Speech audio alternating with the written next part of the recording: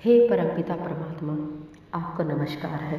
Hello friends, आज हम एक नए विषय पर बात करेंगे। जी हाँ, जो परमपिता परमात्मा हमारे अंदर हैं, हमारे साथ हैं, हम उन्हें हमेशा अपनी भावनाओं में खोजते रहते हैं, उनसे दूर होते जाते हैं।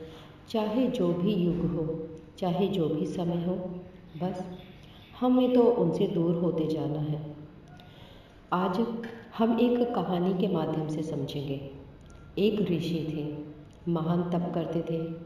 एक दिन उनके मन में इच्छा जागी भगवान से मिलने की। यूँ तो उन्होंने भगवान की हमेशा ही पूजा की थी, कभी मंत्रों का जाप किया, कभी तप किया, मंदिरों में उन्होंने बहुत सी यात्राएं की। लेकिन उन्होंने सोचा क्यों ना आज भगवान से रूबरू ही हो जाए। मैं इतना तप करता हूँ लेकिन भगवान मुझसे मिलने कभी नहीं आते।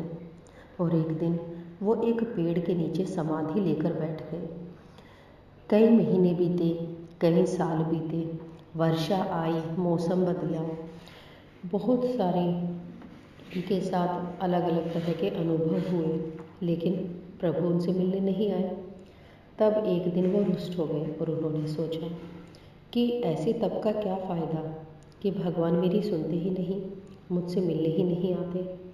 तभी भगवान प्रकट हुए तो उन्होंने उनसे पूछा कि हे प्रभु, आपने आने में इतनी देर क्यों कर दी।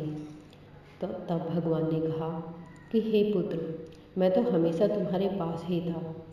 ये जो वक्त बदला, बारिश, सर्दी, गर्मी, हवा, तुम, सब मैं ही तो हूँ, लेकिन तुम मुझे पहचान न सके। तब मैंने तुम्हारी चेतना में जाकर जाना कि आखिर तुम मुझे किस रूप में देखना चाहते हो। सो अब मैं वही रूप लेकर आया हूँ। जी हाँ, ये हमारी चेतना है, हमारी सोच है। हमने अपने भगवान को कभी किसी आकार में बांध लिया है, तो कभी किसी सोच में बांध लिया है, कभी मंत्रों में बांध लिया। बस दूर ही जाते चले गए। कभी नहीं सोचा कि वो परमपिता परमात्मा हमारे अंदर ही है। हम उन्हीं के ही तो अंश हैं, हम उन्हीं की शक्तियों से तो भरपूर हैं। बस हमेशा उसे ढूंढते रहे। कभी हमने मंत्रों का सहारा लिया, और ऐसा नहीं है कि ये मंत्र काम नहीं करते, बिल्कुल करते हैं। लेकिन आज एक नया दौर शुरू हुआ है। जी हाँ, एक नया दौर। क्यों? क्योंकि वक्त भी तो अलग है। भला पुरानी चीज़ें कैसे काम आ सकती हैं। तो अब हमने उसी भगवान को याद करने के लिए कुछ अलग तरीके अपना लिए हैं। जैसे नंबर्स।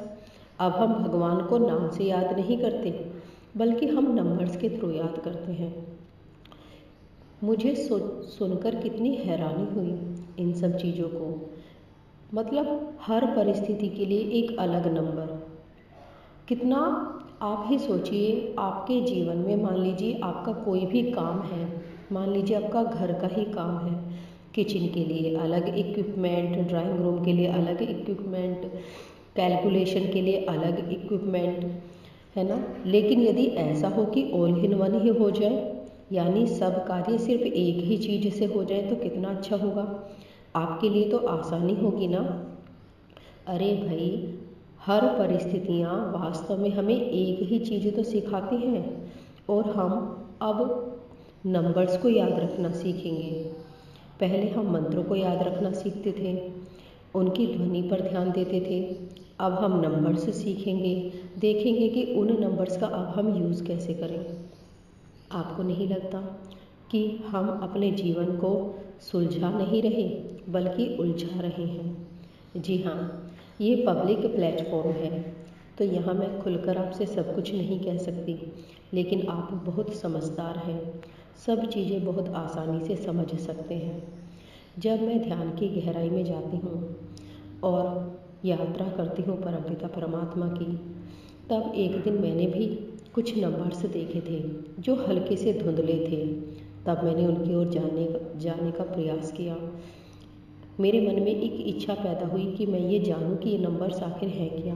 लेकिन जैसे ही मैं उनकी तरफ बढ़ी, तभी मुझे प्रभु का आदेश सुनाई दिया कि ये एक माया जाल है, इसमें मत फंसो। तुम्हारा उद्देश्य मुझे प्राप्त करना है, माया को नहीं। यदि तुम इसकी तरफ जाओगी तो एक नंबर के बाद दूसरा नंबर आएगा। ये एक सीरीज़ है जो कभी ख़त्म नहीं होती। इसे हमें खुद ही ख़त्म करना पड़ता है। जी हाँ, ऐसा नहीं है कि ये नंबर्स काम नहीं करते, बिल्कुल करते हैं, लेकिन हमारे उद्देश्य इतने हैं, हमारी इच्छाएं इतनी हैं जो समय समय पर बदलती रहती हैं। हम एक ही नंबर के सहारे नहीं रह सकते। जी हाँ, इसीलिए हमें कुछ ऐसा करना होगा जिससे हमें अपने आप को बंधनों से तोड़ सकें। हमारा उद्देश्य है जीवन को सरल बनाना।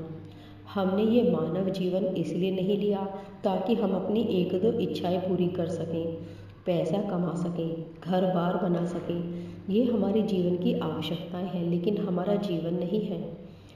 हमें अपने जीवन में पैसा भी चाहिए, अपनों का साथ भी चाहिए और उस पैसे का सही इस्तेमाल भी चाहिए। ऐसी कोई आत्मा नहीं है जिसके साथ ऐसी परिस्थितियां घटित नहीं होती। हाँ, इतना ज़रूर है कि परिस्थितियां अपना रूप बदल लेती हैं। ऋषि हो, मुनि हो, साधारण व्यक्ति हो, नर हो, नारी हो, बालक हो, सभी को किसी न किसी परिस्थिति से, किसी न किसी समस्या से जूझना पड़ता है, टकराना पड़ता है और इसी से हमारा जीवन बलशाली बनता है। यदि हम बचते रहेंगे तो ऐसा नहीं होगा। हमें अपनी समस्याओं का सामना खुद ही करना पड़ेगा। हमें अपने अंदर विद्यमान शक्ति को पहचानना होगा, तभी तो हमारा जीवन सफल होगा। ये मानव जीवन, हम आखिर मानव जीवन में क्यों आए? पैसा कमाने के लिए, लेकिन वो पैसा तो हम यहीं छोड़ जाएंगे। हाँ, हमारा जीवन है, हमारे जीवन की आवश्यकताएं हैं। पैसा भी ज़रूरी है, अपनों का साथ भी ज़रूरी है, नौकरी भी ज़रूरी है, पढ़ाई भी ज़रूरी है, हर चीज़ें ज़रूरी हैं, लेकिन हर चीज़ संतुलन में ही अच्छी लगती है। कम होगी या अति होगी, ज़्यादा होगी तो आपका जीवन इम्बैलेंस हो जाएगा। यदि आपको मेरा विचार अच्छा लगा हो तो आप मुझे कमेंट करके ज़रूर बताइए। यदि आपकी कोई क्वेरी है, आपका कोई सवाल है तो आप मुझे कमेंट बॉक्स में लिख सकते हैं। धन्यवाद।